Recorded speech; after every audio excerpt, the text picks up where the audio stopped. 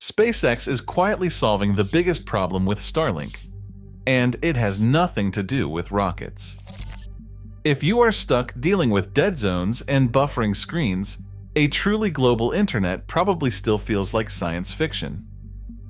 But the final hurdle to planetary connection isn't launching more satellites. It is building them fast enough to actually make the network work. Enter Starlink V3. This changes the equation completely. On February 23, 2026, SpaceX quietly started shipping the first production batch of its next-generation Starlink V3 satellites. They are rolling out from the factory in Redmond straight to Cape Canaveral. These are not small incremental tweaks. These are massive terabit-class machines designed from the ground up to form the backbone of a planet-scale internet. For years, Starlink has grown at breakneck speed. Earlier versions proved the concept and brought the web to places traditional providers completely ignored. But to understand why V3 is such a massive leap, you have to look at how the legacy space industry operates. For decades, building a satellite was an artisanal process. Legacy giants like Boeing and Lockheed Martin treat satellites like bespoke luxury items. They take years to design. They cost hundreds of millions of dollars each. They are hand-built by teams of engineers in clean rooms, like custom Swiss watches. Because they cost so much, they are parked in geostationary orbit 22,000 miles above the Earth. At that altitude, a single satellite can cover a massive footprint, but the data has to travel so far the connection is painfully slow. The lag is unbearable. SpaceX flipped this entire model upside down. They decided to put thousands of cheap satellites in low Earth orbit, just a few hundred miles above our heads. Because they are so close, the speed is incredibly fast, and the latency rivals standard fiber optic cables. Because they are so close to the Earth, each satellite only covers a tiny patch of ground. That means you need thousands of them, flying in a massive, synchronized constellation to cover the whole planet. And that brings us to the ultimate bottleneck.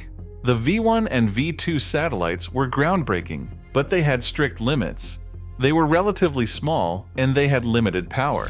As millions of new customers signed up, the network started to feel the strain. In high-density areas, speeds began to dip. The network needed a massive capacity upgrade.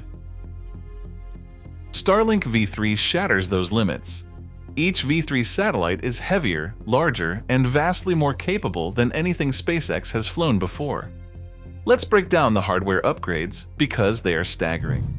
First, they carry massive phased array antennas. Traditional satellite dishes have to physically move to track a signal. Phased array antennas have no moving parts. Instead, they use thousands of tiny individual antennas to electronically steer beams of data across the sky in milliseconds. The V3 arrays are significantly larger and more powerful. They can beam stronger signals through bad weather and serve far more users simultaneously. Second, the V3 satellites are equipped with next-generation laser links. This is the secret sauce of the modern Starlink network. In the early days, a Starlink satellite had to connect a user directly to a ground station within a few hundred miles. If there was no ground station nearby, like in the middle of the Pacific Ocean, there was no internet. The new laser links change everything. These satellites fire precise lasers at each other through the vacuum of space, transferring gigabytes of data per second. Because light travels roughly 40% faster in the vacuum of space than it does through glass fiber optic cables on Earth, routing data through space is actually faster than routing it across the ground. A signal can bounce from satellite to satellite, crossing oceans and continents before finally dropping down to a ground station near its final destination. This creates a self-healing, incredibly resilient mesh network in orbit. It bypasses local internet infrastructure entirely, bringing ultra-fast connections to the most remote corners of the planet. But running giant antennas and firing space lasers requires serious electricity. That is why V3 features solar arrays capable of generating tens of kilowatts of raw power. The result? One single V3 satellite delivers roughly 10 times the capacity of the previous generation. But here's the catch. Designing a super satellite is one thing. Building thousands of these advanced machines is an absolute manufacturing nightmare. And this is where SpaceX's Redmond factory comes into play. SpaceX is turning aerospace manufacturing into Henry Ford's assembly line. The Redmond facility is shifting entirely away from aerospace tradition. It now looks exactly like a modern, highly automated automotive plant. Parts arrive perfectly pre-kitted. Massive robotic arms handle complex, repetitive tasks with pinpoint precision. Automated guided vehicles move chassis from station to station. Every single step is digitally logged. Every screw tightened is recorded. If a V3 satellite glitches in orbit, engineers can trace the issue back to the exact second it happened on the factory floor. This extreme automation is not just to save money. It is absolutely mandatory. To hit their global coverage goals and replace older satellites as they burn up in the atmosphere, SpaceX must pump out V3 satellites at an unthinkable pace. They are building dozens of spacecraft every single week. No other company in history has ever mass-produced satellites at this scale. Every part must be flawless. Every satellite must be absolutely identical, treating spacecraft like interchangeable network nodes. But mass production creates a completely new problem. If you are building massive, heavy V3 satellites by the thousands, how do you actually get them into space? The legendary Falcon 9 rocket has been the workhorse of the Starlink program. It has successfully launched thousands of V1 and V2 satellites. But the Falcon 9 payload fairing simply is not big enough to carry a meaningful number of these new V3 behemoths.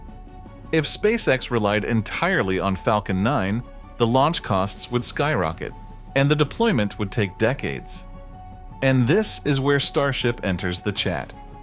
The Starlink V3 satellites and the Starship rocket were designed for each other. Literally. The dimensions of the V3 satellites are specifically tailored to fit perfectly inside Starship's massive payload bay. Inside the Starship fairing is a custom deployment mechanism, often compared to a giant Pez dispenser. One single Starship flight can carry dozens of these heavy satellites into orbit at once. Because Starship is designed to be fully and rapidly reusable, the cost to deliver a single V3 satellite to orbit drops to unprecedented lows. This tag team of high-volume factory production and Starship's massive lift capacity makes the impossible possible. Without Starship, V3 cannot scale. Without V3, Starship has no immediate commercial payload to pay the bills. They are two halves of the same master plan. And that master plan goes far beyond residential internet. This is the exact moment Starlink stops being a cool startup project and becomes critical global infrastructure. The business math of the V3 upgrade is incredible. Higher capacity per satellite means SpaceX can serve millions more customers with fewer total launches. It completely opens the door to highly lucrative new markets: enterprise backhaul for massive corporations, high-speed aviation Wi-Fi that actually works, maritime connections for massive cargo fleets and cruise ships.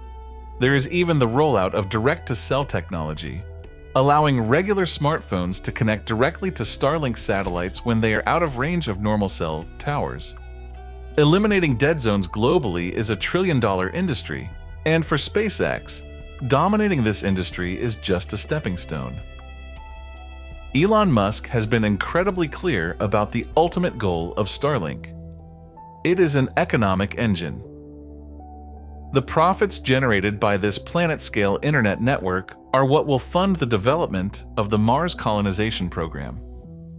Every V3 satellite rolling off the line in Redmond brings humanity one step closer to becoming a multiplanetary species.